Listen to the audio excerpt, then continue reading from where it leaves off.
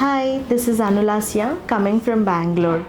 Actually నేను దాదాపు ఒక 10 years బ్యాక్ నుంచి కూడా నేను ఒక ఫేషియల్ హెయిర్, అప్పర్ లిప్, చిన్ అండ్ వీటి వల్ల చాలా ఇబ్బందిగా ఫీల్ అవుతున్నాను.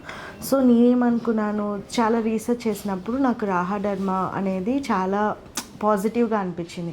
వెన్ ఎవర్ అంటే నేను వచ్చినప్పుడు ఫస్ట్ రిసీవ్ చేసుకుంది Sridevi ma'am. So Sridevi ma'am దగ్గర నేను క్లియర్గా తెలుసుకున్నాను వాట్ ఈజ్ వాట్ అని, అసలు అది ఎందుకు వస్తుంది, దాని ప్రాబ్లం ఏంటి, దాని ఇనిషియల్ స్టేజ్ ఎక్కడి నుంచి ఫామ్ అవుతుంది ఏంటి అన్నీ తెలుసుకున్నాక నేను వాళ్ళతో కన్సల్ట్ అయ్యాక వాళ్ళు చాలా బాగా నన్ను రిసీవ్ చేసుకున్నారు.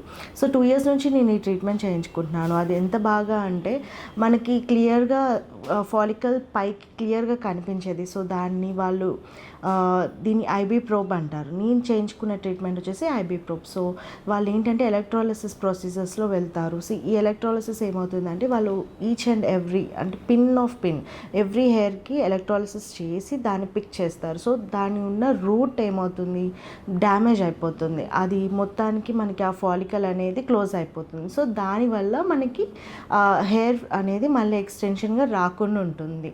సో ఈ ప్రొసీజర్ అనేది మనకి సెవరల్ సెక్షన్స్ లాగా ఉంటుంది. సో ఒక్కొక్కరికి ఒక్కొక్క స్టైల్, అంటే వాళ్ళకి ఒకవేళ థిక్ హెయిర్ ఉంటే టైం పడుతుంది, ఒకవేళ థిన్ హెయిర్ ఉంటే చాలా త్వరగా కంప్లీట్ అయిపోతుంది. సో నాకు ఎక్కువ థిక్ హెయిర్ ఉండడం వల్ల నాకు కొంచెం టైం తీసుకుంది. ఒక అమ్మాయి, ఏ అమ్మాయి అయినా కూడా ఇలాంటి చిన్న చిన్న ప్రాబ్లమ్స్ ఉండొచ్చు, పెద్ద పెద్ద ప్రాబ్లమ్స్ ఉండొచ్చు.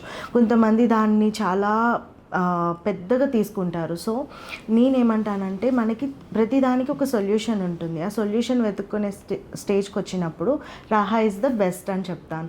ఎందుకంటే కొంతమంది దాన్ని షేవ్ చేసుకుంటారు, కొంతమంది దాన్ని ఫాలికల్ లాగా తీసుకుంటుంటారు, కొంతమంది థ్రెడ్డింగ్, కొంతమంది వ్యాక్సింగ్ ఇట్లా వెళ్తుంటారు.